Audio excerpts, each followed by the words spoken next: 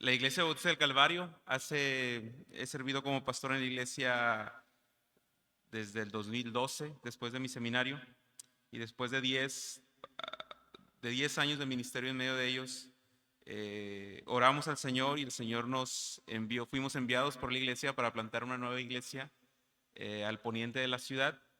Y bueno, fue un proceso largo de mucha oración, pero el Señor nos condujo ahí después de un tiempo en el que estuvimos y seguimos siendo hermanas. Es como nuestra iglesia enviadora, nuestra iglesia madre, y estamos agradecidos con el Señor por esta nueva etapa que estamos viviendo y que ellos también están viviendo. El día de ayer prediqué un sermón basado en Marcos capítulo 10 y hablaba acerca de la necesidad de vivir y trabajar para el reino de Cristo y no para nuestro propio reino. Y la plantación de nuevas iglesias es algo que puede evidenciar que estamos viviendo para el reino de Cristo. Así que le quiero invitar a que vaya ahora a la escritura en la segunda carta de Timoteo, a Timoteo.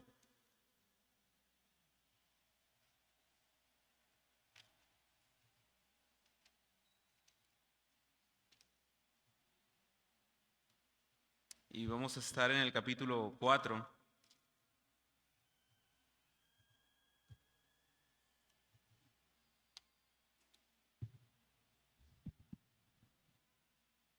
Permítame, ¿puedo usar este micrófono? Sí, ahí está. Gracias. Y permítanme usar este micrófono para...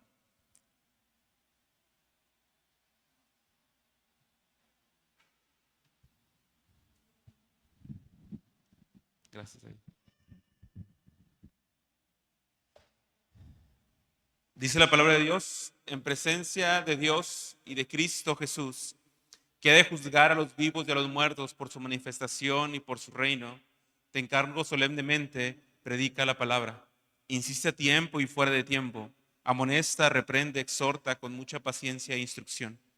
Porque vendrá el tiempo cuando no soportarán la sana doctrina, sino que teniendo comezón de oídos, conforme a sus propios deseos, acumularán para sí maestros y apartarán sus oídos de la verdad. Y se volverán a los mitos. Pero tú, sé sobrio en todas las cosas, sufre penalidades, haz el trabajo de un evangelista, cumple tu ministerio.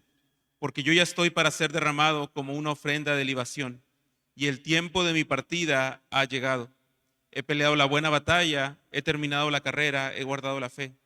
En el futuro me está reservada la corona de justicia que el Señor, el juez justo, me entregará en aquel día, y no solo a mí, sino también a todos los que aman su venida. Oramos. Padre, gracias por lo bueno que eres con nosotros al permitirnos hoy abrir tu palabra para que nos transforme, para que nos renueve.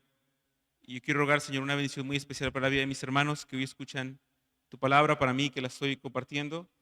Y, Señor, permítenos sujetarnos a tu palabra y que tu Espíritu Santo obre en nuestras vidas y salvación, que obre santificación y que tú puedas sostener a tu pueblo por el poder de tu palabra. En Cristo Jesús. Amén.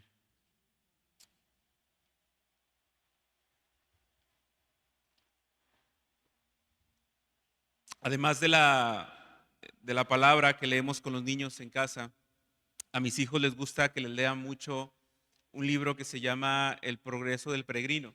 El autor es Juan Bunyan, es un pastor puritano inglés que es muy conocido. De hecho, se dice que creo que es el segundo libro más vendido después de la Biblia, El progreso del peregrino. Y hay algunas versiones para niños que les recomiendo mucho poder leer con sus hijos, además de la lectura de la palabra de Dios, obviamente. Pero este libro les gusta mucho y la analogía, si la conoces, si no, déjame darte un poquito de contexto de cuál es esta analogía que está usando Juan Bunyan. Juan Bunyan va a utilizar a un personaje ficticio, obviamente, que se llama Cristiano. Y Cristiano tiene que salir de la ciudad de destrucción y él quiere llegar a la ciudad celestial. Entonces Juan Bunyan está haciendo como una alegoría de muchas cosas que pasan en el camino de este peregrino, de este hombre que se llama Cristiano. Y la idea de Juan Bunyan es y que nos identifiquemos con Cristiano en todas las cosas y en todos los retos que tiene un creyente en su peregrinar en el Evangelio de Jesucristo hasta llegar a la ciudad celestial o hasta que Cristo regrese. Y si lo lees te vas a dar cuenta que hay muchos elementos que te llevan a reflexionar. Y es una historia, incluso obviamente es para grandes, muy bonita, pero la han acomodado para leerla con niños y ha sido muy significativa para nosotros y nos ayuda mucho a fortalecer la vida de nuestros hijos y el conocimiento del Evangelio. Sin embargo, la primera historia es un poquito trágica, porque la historia número 1 comienza con Cristiano leyendo un libro que es la Biblia y dice, aquí dice que todo será destruido, y él vive en la ciudad de destrucción. Y la ciudad de destrucción hace referencia a este mundo, pero en la alegoría se le llama la ciudad de destrucción.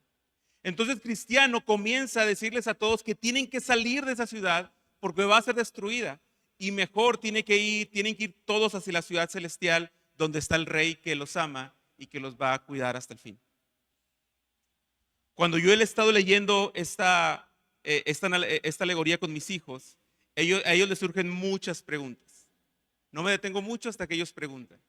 Pero hace poco, mi hija Daniel me preguntó, después de leer este capítulo, papá, la ciudad de destrucción que está ahí se refiere a todo este mundo, ¿verdad? Y yo le digo, sí, hija, esa es la idea de la historia, que entiendas que es todo este mundo. Y mi hija Daniel dijo, papá, ¿y a poco todo esto va a ser destruido? ¿Todo el mundo va a ser destruido? Y yo entré en un momento de conflicto en mi interior porque dije, ¿cómo le voy a decir a mi hija de 8 años que lo que a ella le encanta disfrutar, que lo que a ella le encanta vivir y que nos gusta verla caminar y correr, que todo esto va a ser destruido? Que Dios va a juzgar a toda nación, a toda tribu, a toda lengua. Cuando la volteo a ver, yo decido decirle la verdad y le digo, sí, hija, todo esto va a ser destruido. Dios algún día va a juzgar todo el mal que hay en este mundo. ¿Saben qué me respondió ella? Yo pensé que se iba a poner a llorar. Yo pensé que ella iba a decir, papá, no, por favor, no, mis juguetes no. Lo que ella me dijo simplemente fue, ay, qué bueno que nosotros queremos ir a la ciudad celestial, ¿verdad? En su respuesta, yo fui muy humillado, porque yo en muchas ocasiones he tenido temor de decir las cosas difíciles que dice la palabra del Señor. En la respuesta de mi hija, me di cuenta que el que está atado a este mundo y al que le encanta este mundo soy yo mismo.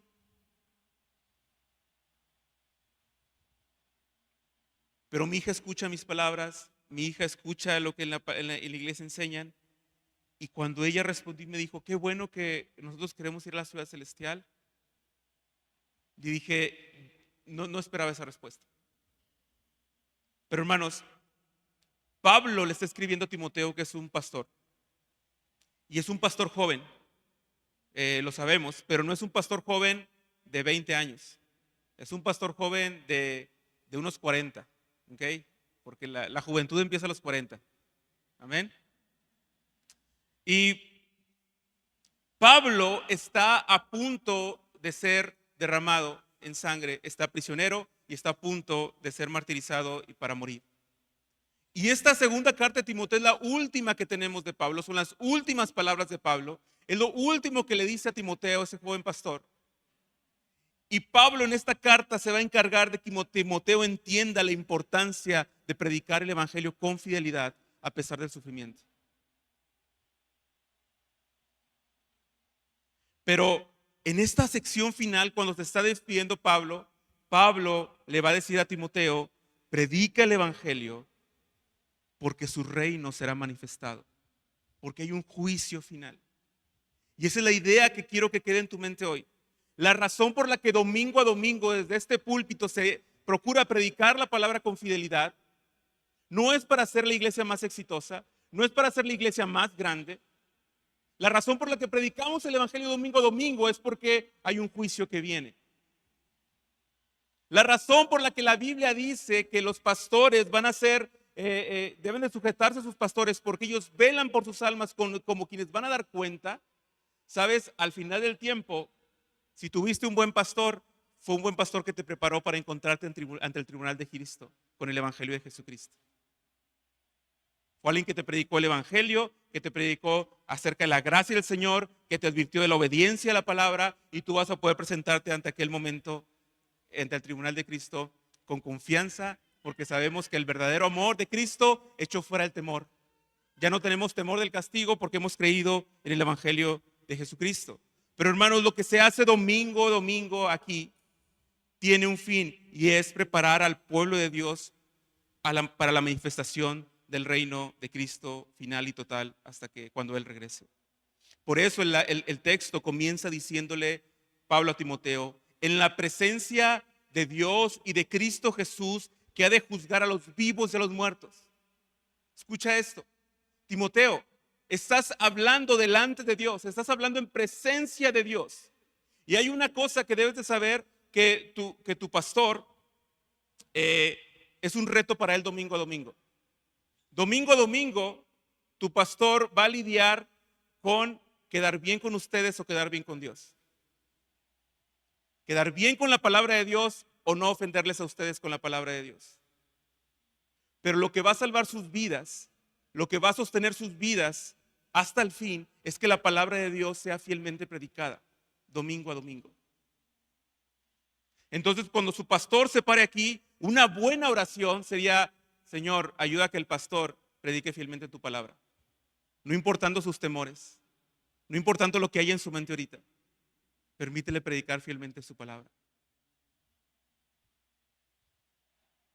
¿Por qué? Porque el texto dice que estamos predicando delante de Dios.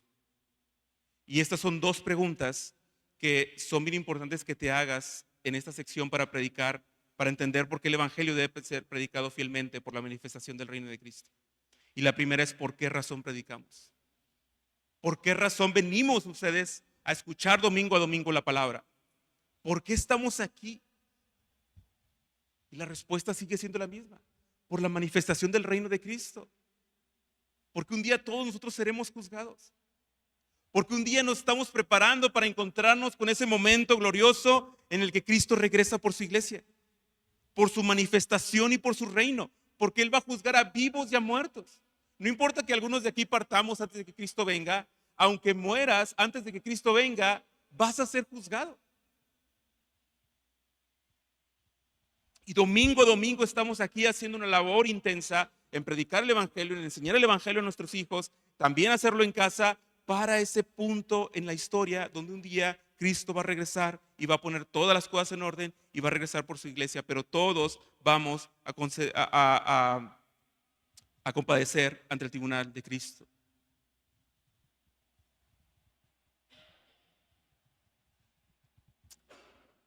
Dice a Pablo que muchos predicaban a Cristo por contienda o por vanagloria. ¿Te acuerdas? Pero Pablo dice: pero nosotros predicamos a Cristo crucificado. Hay personas y pastores que predican por vanagloria o incluso por ganancias deshonestas.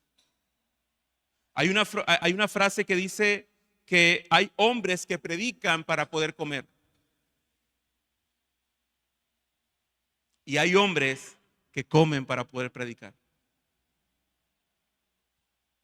Y el deseo de la palabra es que ustedes tengan pastores en medio de ustedes que coman para poder predicar.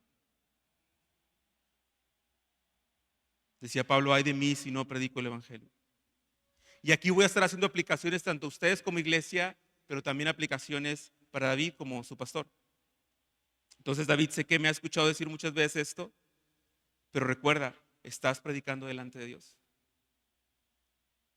no delante de las personas, sino si Dios estuviera aquí enfrente de nosotros, habría solamente una sola persona de la cual nos gustaría ver un sí, bien hecho. Y ese es de Dios. Hay veces que predicar la palabra, David, te va a traer sufrimiento.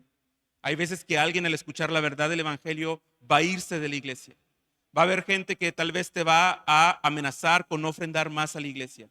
Pero eso no importa, porque tú eres un pastor que come para predicar, no un predicador que predica para comer. Porque Pablo lo va a decir al final nos está preparada la corona de justicia, la que Dios, el juez justo, tiene para todos los que aman su venida. Y esa es nuestra esperanza. Así que lidia con, la, con, los, con los sufrimientos que puede traer predicar el Evangelio. Lidia con las críticas que pueden llegar a tu ministerio, pero recuerda que estás predicando delante de Dios. E iglesia, oren para que su pastor predique fielmente la palabra. Y lo que hace es bueno. ¿Saben que en el entrenamiento del que habló David, somos duros con ellos? Les preguntamos, les hacemos preguntas y les decimos, ¿dónde estás en el texto? ¿Dónde lo viste? ¿Cómo hiciste esto y por qué? Y es difícil para ellos escuchar ese tipo de retroalimentación, porque posiblemente nadie más la hace en la iglesia. Yo pensaba que predicaba bien porque las hermanas de la iglesia donde asistía todos los domingos me decían, pastor, qué bonita predicación. Y esa era mi mayor retroalimentación. Decía, ay, gracias, ¿no? O sea, te aliviaban el conflicto interior. Pero llegar a esos entrenamientos hace que otros pastores te pregunten, ¿y por qué dijiste eso si eso no está en el texto? Así que créanme que su pastor me consta que está haciendo un esfuerzo por predicar fielmente la palabra. Y es importante que ustedes puedan ver ese progreso y alentar ese progreso en su pastor, porque vamos a progresar hasta que Cristo regrese.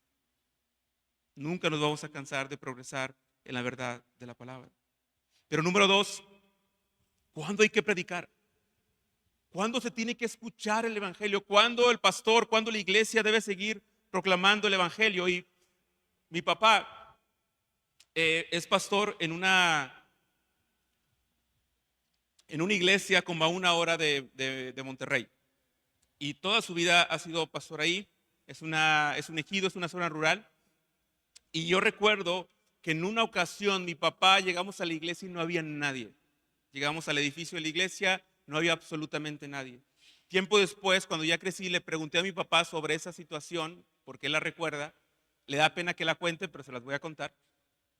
Y mi papá dice que la razón fue que llegó una iglesia pentecostal por ahí que comenzó a decir que en esta iglesia no estaba el Espíritu Santo, porque no habían lenguas, no habían milagros, no habían sanidades, y que ellos sí estaban teniendo todo eso. Y curiosamente, casi toda la iglesia fue engañada y se fue para allá. Cuando estamos ese domingo y mi papá estamos ahí, mi familia y yo sentados, mi papá al esperar que llegara alguien, no llegó nadie. Recuerdo que mi papá estaba a un lado, de repente en su frustración se enojó, golpeó la Biblia y se salió enojado. Mi mamá y yo no sabíamos qué pasaba, yo me quedé llorando, mis hermanos estábamos ahí como no entendiendo lo que pasaba. Como a los 15 minutos mi papá regresa, nos pide perdón, se sube al púlpito y abre la palabra y nos comienza a predicar. Porque la palabra, hermanos, debe ser predicada a tiempo y fuera de tiempo. Es decir, cuando parece que es momento de predicar y cuando parece que no es momento de predicar. A tiempo y fuera de tiempo, David, tienes que predicar la palabra. No importa quién haya venido, quién no haya venido. No importa, hay varios de ustedes que me han dicho ahorita, somos más, pero hoy no vinieron algunos. Y siempre nos gusta disculparnos porque quisiéramos decir, miren, somos más. No importa. Quien esté aquí tiene que escuchar la palabra. Porque estamos predicando la palabra por la manifestación del reino de Cristo. A mí no me anima a predicar la palabra si voy a predicar en un gran auditorio o con pocas personas, porque esa no es la razón para predicar. La razón para la que vengas a la iglesia tampoco es esa, por si van a venir 1, 2 o 3. Sabes que escuché que el hermano no va a ir, la hermana tampoco, la hermana está de vacaciones. Se me hace entonces que yo tampoco voy. Esa no es la razón por la que no venimos a la iglesia. Venimos a la iglesia porque la palabra de Dios va a ser predicada. ¿Por qué? Por la manifestación del reino de Cristo. Y yo amo tanto a mi papá, lo admiro tanto, pero aquel momento marcó mi vida para siempre que todavía lo recuerdo. Y el fruto del ministerio de mi papá y de la gracia de Dios en el ministerio de mi papá soy yo mismo. Son mis hermanos. ¿Por qué? Porque la palabra debe ser predicada a tiempo y fuera de tiempo. Pero también, hermanos,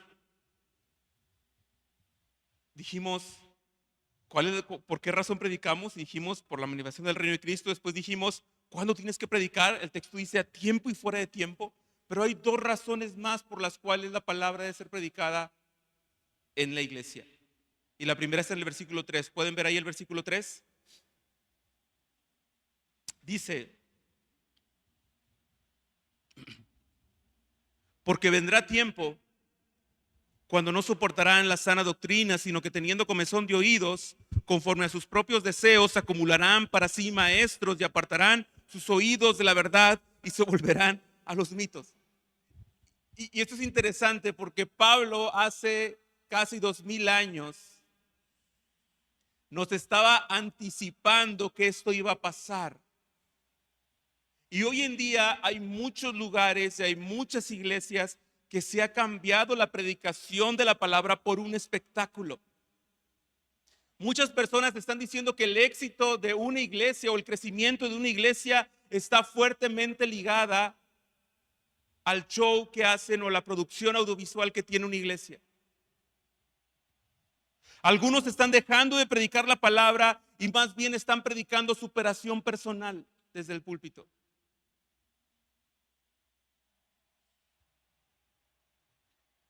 ¿Y cuál es la razón? Es que así la gente viene. Algunos están dejando de predicar la palabra y más bien están predicando cómo Dios quiere bendecir tus finanzas. Esa idea nos gusta, ¿verdad? Porque si das un centavo, el Señor te da dos. Eso no es cierto, es una broma, no lo dice la Biblia. Pero nos encantan esas ideas que alimentan nuestro deseo terrenal, que alimentan nuestra superación personal. Pero hermanos, Pablo dijo, vendrá el tiempo cuando no soportarán escuchar la palabra del Señor. Y tal vez en lo que estoy diciendo tú no lo estás soportando ahora, pero te lo digo con el corazón en la mano, escucha el evangelio de Jesucristo, escucha lo que hay aquí para ti hoy, porque eso te prepara para la manifestación del reino de Cristo. Porque todo el mundo será destruido. Y mi aspiración es que después de este sermón puedas decir como mi hija, qué bueno que nosotros vamos por la ciudad celestial, ¿verdad? Dice que teniendo comezón de oídos, acumularán maestros para sí. Va a haber personas que van a buscar que les rasquen el oído, que les endulcen el oído, que les digan lo que quieren escuchar. Y alguien podría decir, oye Josué, pero como nosotros somos bautistas, somos bien bíblicos y eso no nos pasa a nosotros. No necesariamente. Porque el problema con nuestra iglesia bautista, de la cual soy parte y la cual amo con todo el corazón, porque ahí crecí, ahí nací y posiblemente ahí me moriré, no es una canción, solamente es una reflexión. Creemos que somos bíblicos, pero muchas veces la tradición gobierna sobre la escritura. Y lo que está diciendo Pablo no es, Timoteo, apégate a la tradición. Dice Timoteo, predica la palabra a tiempo y fuera de tiempo. Porque lo único que puede sostener tu vida y mi vida hasta el fin es la predicación y es la enseñanza de la palabra. Y estaba profetizado, estaba anunciado que muchos iban a acumular maestros para sí, iban a apartar la verdad de sus oídos y se volverían a los mitos. Pero fíjate lo que dice el 5. Pero tú, sé sobrio en todas las cosas, sufre penalidades, haz el trabajo de evangelista y cumple tu ministerio. Y esto es algo que Pablo le está diciendo para Timoteo, el pastor. ¿De qué debería velar la iglesia? Porque su pastor sea sobrio en todas las cosas. Porque su pastor cumpla su ministerio eficazmente de la proclamación de la palabra y de la enseñanza de la palabra. Yo sé que hay muchas expectativas que ustedes tienen de un pastor. Estoy seguro que la tradición les ha impuesto expectativas de que tienen de un pastor. Les voy a poner un ejemplo. Con el pastor Orlando en IBEC llegó un tiempo donde sucedió una situación entre un grupo de jóvenes, de personas. Era una situación complicada que demandaba que reuniéramos a los padres para conversar sobre ello. Reunimos a los padres y les dijimos, miren, está pasando eso y tenemos que actuar en favor y en bienestar de estos muchachos. Cuando lo comentamos, un papá enojado se para y nos dice, pero ¿por qué no nos habían dicho? Y yo le dije, hermano, le estamos diciendo. Y el hermano dijo, pero ¿por qué no nos dijeron antes? Y dije, hermano, porque no sabíamos. ¿Y saben qué me dijo el hermano? Pero ¿cómo no van a saber si ustedes son los pastores? Y yo lo volteé a ver con cara de, no sé, hermano, o sea, hay algo de lo que yo me estoy perdiendo porque yo soy un humano igual que ustedes. Yo no puedo pedirles que sepan algo que no saben, ¿o sí? ¿El pastor tiene poderes especiales que se entera por ósmosis que lo que está pasando en todas sus vidas? Claro que no. Pero no sé por qué tenemos esa concepción de un pastor.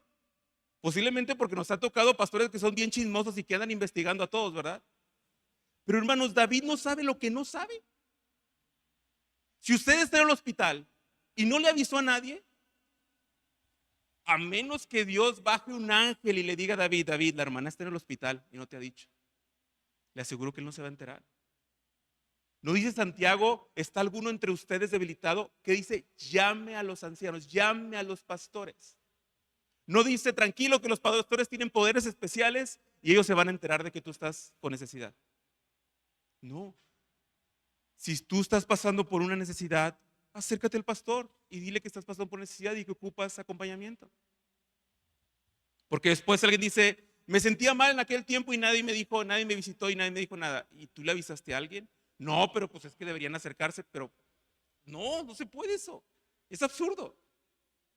Ahí te demuestro que la tradición muchas veces nos ha impuesto lo que es el ministerio pastoral. Pero tenemos que regresar a la palabra para ver lo que la palabra dice sobre el ministerio pastoral. Y lo que la palabra de Dios dice el ministerio pastoral es que su pastor, en este caso David, debe de prepararse fielmente para predicar la palabra del Señor y para guiar a la iglesia a través de la palabra del Señor. Oiga, pastor, y si mejor nos enseña un poquito más sobre psicología, sobre cómo tratar, cómo trabajar nuestras emociones. Él no es un psicólogo. Él es un pastor que guía al pueblo de Dios, no a su pueblo, con la palabra del Señor. Oiga, pastor, y si mejor nos enseña sobre finanzas, a lo mejor ni sabe de finanzas el pobre. Y no tiene que saberlo. Él es un pastor que se dedica a guiar al pueblo de Dios con la palabra del Señor. Y eso es lo que nosotros como iglesia aspiramos tener frente de nosotros. A personas que son fieles, que son sobrias, que aceptan el sufrimiento por predicar el Evangelio de Jesucristo. Porque esta es otra mala experiencia que nos ha dejado la tradición. Ah, mira, la Biblia dice que los pastores deben de sufrir, entonces vamos a ayudarle a Dios a sufrir, a que sufran. No, no, no. El que un pastor sufra no es una invitación a la iglesia a colaborar en su sufrimiento. Ustedes como iglesia están para aliviar el ministerio del pastor, para aliviar el sufrimiento del pastor si algún día pasa por ahí. Los sufrimientos que van a venir para la vida de un pastor vienen a consecuencia de predicar el Evangelio. Les pongo un ejemplo. En Cuba tengo un amigo que ha sido mi mentor y él cuenta cómo su pastor, o todos los pastores en Cuba, después de la revolución, la mayoría fueron encarcelados. Y las iglesias se quedaron sin pastores. Y Dios levantó a muchos pastores por ahí. Pero ¿por qué sufrió ese pastor? ¿Porque la iglesia no cuidaba de él? No, sufrió por el Evangelio realmente. Y hay muchos conceptos equivocados sobre el ministerio pastoral de los que deben de ser cuidados porque ustedes van a ser responsables ante Dios de cómo definen el ministerio pastoral. Y hermanos, ustedes no son asistentes de Dios para que el pastor sufra. Les digo algo, Dios sabe bien cómo tratar con sus siervos. Dios sabe bien cómo tratar con el corazón de sus siervos. Y si Dios tiene en su soberanía sufrimientos para la vida de su pastor, la idea es que ustedes le ayuden a aliviar esos sufrimientos, no que colaboren con ellos. Yo he escuchado frases espantosas de iglesias donde no quieren sostener dignamente a su pastor a pesar de que pueden, porque dicen no, porque un pastor debe sufrir. Y les digo algo, por esa razón yo soy un milagro en este sentido, que yo no quería ser pastor. Yo odiaba la iglesia por cómo trató a mi papá. Y es la experiencia y la historia de muchos hijos de pastor que cuando crecen lo menos que quieren tener que ver es con el ministerio. La pregunta es, ¿todas esas acciones históricas provienen de la palabra? Les aseguro que no. A menos que tengas el versículo bíblico donde tú te asocias con Dios para hacer sufrir al pastor. No existe. Y ahí solamente demuestro que a pesar de que muchos apartan sus oídos de la verdad y se vuelvan los mitos, tú y yo, nuestra tendencia es apartar los oídos de la palabra. ¿Y sabes qué hacemos? Escuchamos la tradición, las tradiciones humanas que se han ido construyendo con el tiempo. Y las ponemos por encima de la palabra. Y eso estaba profetizado que iba a pasar. Número 2, ¿por qué debemos predicar el evangelio fielmente? Con miras al reino de Cristo, a la manifestación del reino de Cristo. Y dice Pablo en el 6, porque yo ya estoy para ser derramado como una ofrenda de libación. Y la razón es porque Pablo está diciendo aquí, yo ya me voy, Timoteo, ya no hay quien cumpla mi función, tú debes de seguirla cumpliendo. Y la razón por la que debemos de predicar el evangelio es, dice el Salmo, que aún los que no nacen escuchen y que aseguremos que van a escuchar tu palabra. Tenemos que predicar el evangelio por las siguientes generaciones. Extender el reino de Cristo no se trata de ustedes, se trata de las siguientes generaciones. Dios nos ha puesto en un punto de la historia para que a partir de aquí tomemos decisiones en favor de los niños, en favor de los adolescentes y en favor de los jóvenes para que puedan escuchar el evangelio fielmente. Muchas veces las decisiones que tomamos, decimos, somos una iglesia de más adultos, somos una iglesia de más jóvenes, las vamos a tomar en base a los beneficios para nosotros, a la comodidad para nosotros. Pero un buen elemento sería, no, tenemos que decidir qué es lo que va a hacer que el evangelio siga perdurando generación a generación. ¿Cómo podemos garantizar que nuestros hijos van a escuchar fielmente el evangelio de Jesucristo? ¿Cómo podemos garantizar como iglesia que si un día, no deseo eso, pero si Dios llama a David a otra parte, nuestra iglesia siga teniendo un púlpito saludable? ¿Cómo nos vamos a organizar para que la palabra de Dios sea el centro de nuestra iglesia y que nunca se pierda? Porque te digo algo, historia tras historia, era tras era de la iglesia del pueblo de Dios, siempre que se alejó de la palabra de Dios, sufrió graves consecuencias. Y hoy actualmente estamos viendo en la iglesia norteamericana graves consecuencias por haberse alejado de la palabra de Dios. Edificios impresionantes como este, bonitos, hay edificios enormes que se están perdiendo porque ya no hay gente. Y se están convirtiendo ya, los están vendiendo y los están convirtiendo en cualquier otro negocio. Eso pasó en Europa, eso pasó en Estados Unidos, ha pasado en Estados Unidos, 5,000 iglesias cierran al año, 5,000 iglesias. Y te digo algo, eso está pasando también en México ya. ¿Conoces alguna iglesia que está muriendo? Yo sí conozco varias. Pero te digo algo, y es como algo para nosotros. Nosotros no tenemos la capacidad de reponernos a esa pérdida. No soy bueno en finanzas, pero te voy a explicar que un terreno que hace 20 o 30 años, que costó 500,000 pesos, ahora vale tal vez cerca de 20 millones de pesos. Y todo lo que hicieron muchos antes está en riesgo de perderse. ¿Por qué?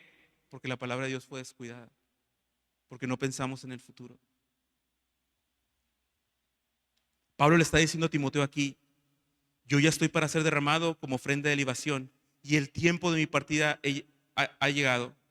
He peleado la buena batalla, he terminado la carrera, he guardado la fe. En el futuro me está reservada la corona de justicia que el Señor, el juez justo, me entregará en aquel día, y no solo a mí, sino para todos los que aman su venida. Es como Pablo diciéndole a Timoteo, Timoteo, yo ya terminé, yo ya peleé la batalla, Timoteo. Y estoy tranquilo porque lo que me está preparado, a pesar del martirio que voy a sufrir, a pesar de estar listo para ser derramado como sacrificio, como libación, estoy animado porque me espera la corona de justicia que el Señor, el juez justo, me entregará.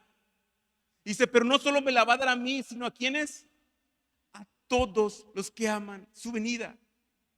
Y esa es la mayor esperanza que el pueblo de Dios tiene. Y esa es la razón por la que tú y yo nos movemos y nos comprometemos con la iglesia local para hacer que su palabra sea predicada fielmente, para que su reino avance. Que todos los que amamos la venida de Cristo nos preparamos para ella, escuchando la palabra, entendiendo la palabra. Y todos somos preparados para su venida cuando hay un pastor en la iglesia que predica fielmente la palabra. Pero me atrevo a decir que no solo un pastor, porque Pablo le está encomendando esto a Timoteo, que nunca se deje de predicar fielmente la palabra. Te digo otra estadística que hicimos de nuestras iglesias bautistas. Cuando el pastor Orlando era presidente de la convención, hicimos como un estudio, se hizo un estudio por ahí de las iglesias. Y de las 2,000 iglesias que somos aproximadamente, 500 iglesias no tienen pastor ahorita. Y otras 500 tienen un pastor mayor de 65 años sin relevo. No hay que ser muy inteligentes para saber que en 10 años vamos a estar en crisis con iglesias sin pastor o con iglesias sin pastores entrenados.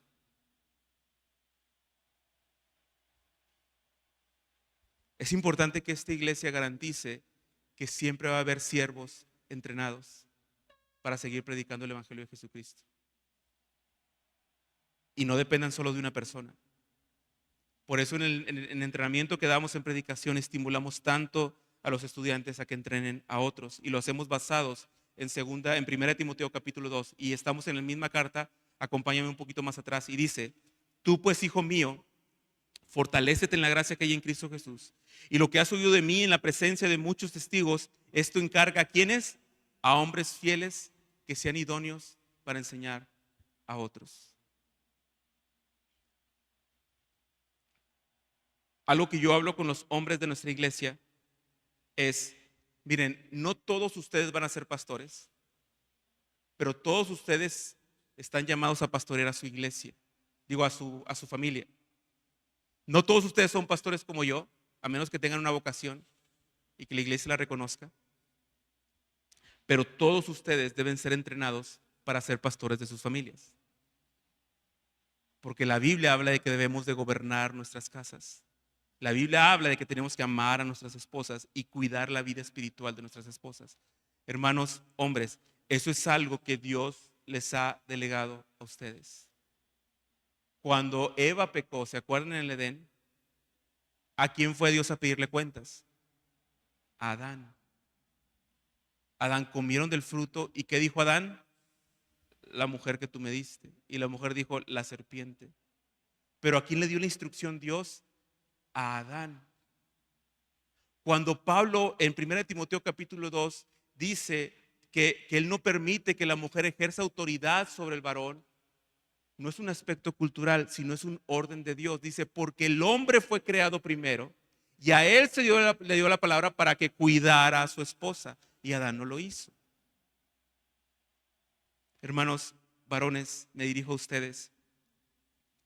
Para que se cumpla lo que estamos diciendo, que la palabra siga generación a generación, es necesario que ustedes comiencen a entrenarse en la palabra del Señor para cuidar a sus familias primordialmente. Pero después, tal vez Dios quiera levantar pastores en medio de ustedes que sirvan junto con David en el ministerio de la iglesia. Porque Dios ha designado este aspecto de los hombres. Y alguien podría decir, Josué, eso es algo machista. No, no es machista, es cuidado. Les voy a poner un ejemplo. Están en su casa, dormidos, 3 de la mañana. Se escucha que alguien rompe una ventana de su casa. ¿Quién va a asomarse? Vieja, ve a ver quién entró, por favor. El hombre. Y no porque seamos muy buenos para los golpes, a veces somos malos para pelear y para defender. Pero pues en nuestra lógica, si alguien va a dar la vida, ¿quién la va a dar? Yo, por mi familia. Esa es la esencia del mandato de Dios. No es una esencia machista, es una esencia de cuidado y de protección. Si un día la cosa se pone difícil en México y vienen a perseguir a la iglesia como en Cuba, ¿quiénes van a ser arrestados? Los pastores, los que están proclamando desde este lugar en contra de lo que el gobierno hace. Hay tantas iglesias que ya han callado y que ya no quieren hablar de la homosexualidad como un pecado, que han callado y que ya no quieren enfrentar las agendas que están amedrentando a la iglesia desde la palabra. Bueno, esos son los sufrimientos que posiblemente puede pasar un pastor por predicar fielmente la palabra. Pero hombres, es importante que ustedes se levanten para conocer más la palabra, para ser entrenados, y tal vez Dios quiera llamar a algunos de ustedes a la labor pastoral fielmente.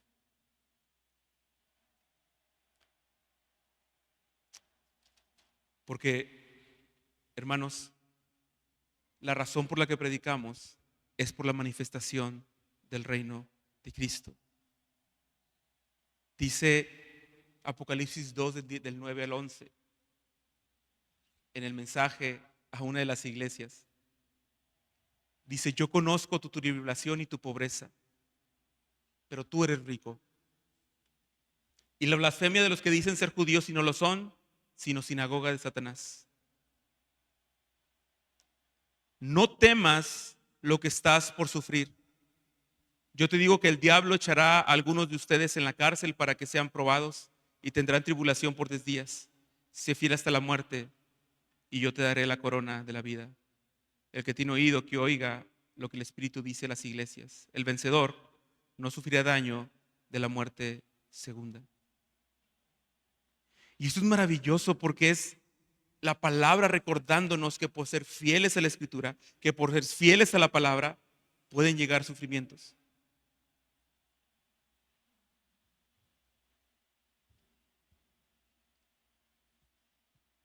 Y esto de la muerte segunda que no sufrirán, mira lo que dice Apocalipsis 20 del 11 al 15. Dice Juan: y vi un gran trono blanco y al que estaba sentado en él, delante del cual huyeron la tierra y el cielo y ningún lugar se encontró para ellos. Y vi a los muertos, grandes y pequeños, de pie ante Dios, y los libros fueron abiertos, y otro libro fue abierto, el cual es el libro de la vida. Y fueron juzgados los muertos por las cosas que estaban escritas en los libros según sus obras. Y el mar entregó a los muertos que había en él, y la muerte y el Hades entregaron los muertos que había en ellos, y fueron juzgados cada uno según sus obras. Y la muerte y el Hades fueron lanzados al lago de fuego. Esta es la muerte segunda. Y al que no se halló escrito en el libro de la vida fue lanzado al lado del fuego. Es una forma de expresar nuevamente ese juicio final. Y la única forma en la que tú y yo somos guardados para ese momento es con la predicación fiel de la palabra del Señor. No son con buenos sentimientos, no son con buenas obras necesariamente. Solamente las que Dios preparó de antemano, en esas sí hay que andar. Pero no tenemos la capacidad de enfrentarnos a ese día si no es con la fe en la palabra del Señor. ¿Por qué lo digo? Porque Pedro le dijo también a la iglesia en 1 de Pedro capítulo 1: pues ustedes han nacido de nuevo, no de una simiente corruptible, sino de una que es incorruptible, es decir, mediante la palabra de Dios que vive y permanece. Porque toda carne es como la hierba y toda su gloria como la flor de la hierba. Sécase la hierba, cese la flor, pero la palabra del Señor permanece para siempre, y esta es la palabra que les fue predicada. ¿Te fijas la importancia de que se predique fielmente el Evangelio de Jesucristo desde aquí? Porque el Evangelio de Jesucristo es lo único que nos va a preservar hasta el fin.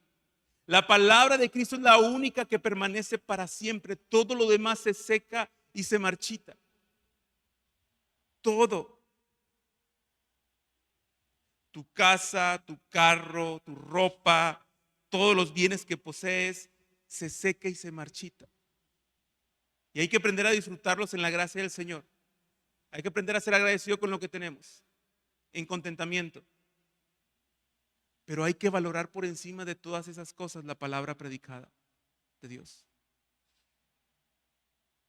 Porque la palabra nos va a hacer perseverar para siempre. Entonces, iglesia, recordando la historia de mi hija del progreso del peregrino, les tengo que decir que todo esto va a ser destruido, que hay un juicio final. Y espero que después de todo lo que dijimos de ese texto, pueda responder como mi hija. Pastor, qué bueno que nosotros estamos camino a encontrarnos con Cristo, nuestro Salvador, ¿verdad? Yo te diría, sí. Si se está predicando el Evangelio fielmente, sí. Si tú estás escuchando el Evangelio fielmente, sí. Si tú has creído el verdadero Evangelio, sí.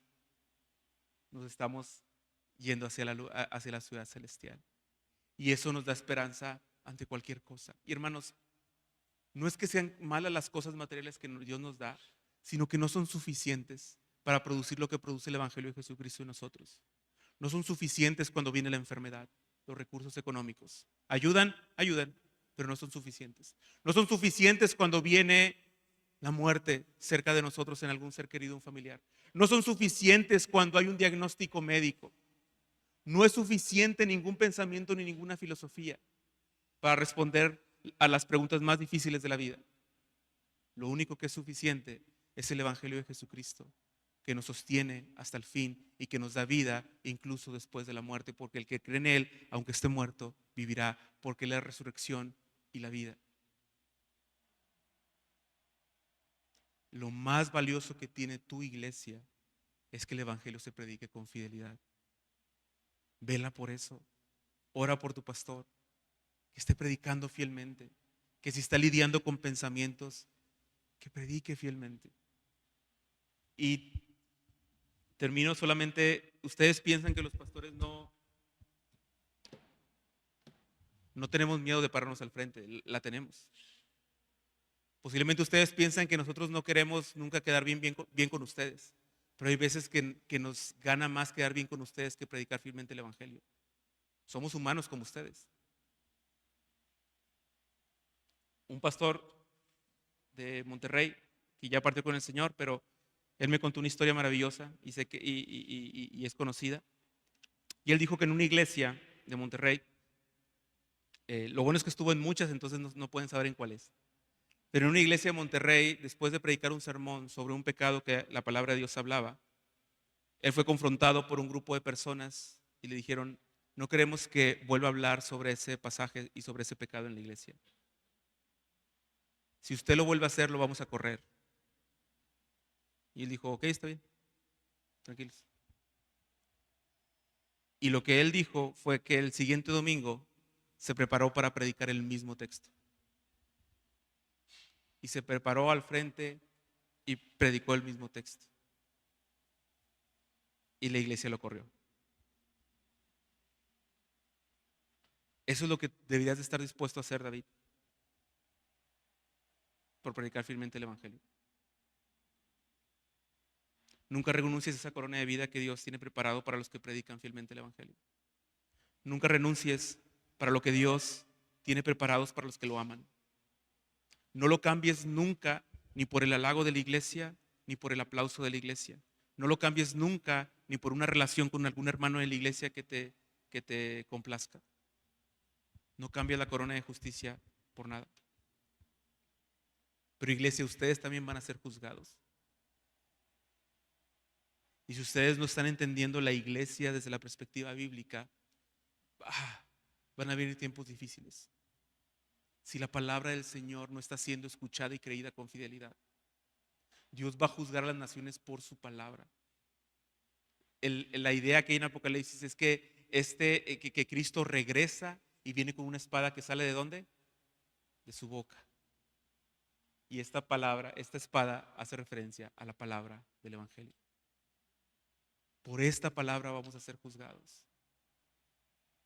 Así que es bien importante que tanto la iglesia como los pastores puedan entender que el propósito de la congregación es predicar fielmente la palabra. Es que lo que se canta sea realmente anclado en la palabra. Con amor, pero con verdad, según lo que dice la Escritura. Así que, hermanos, caminamos hacia la ciudad celestial. Caminamos para encontrarnos con Cristo. Y todos los que aman su venida valoran la palabra por sobre todas las cosas. Así que oro porque esta iglesia siga predicando fielmente la palabra y que ustedes contribuyan para que la palabra sea predicada con fidelidad. Oramos. Señor, gracias por la bendición que nos das de abrir tu palabra y leerla.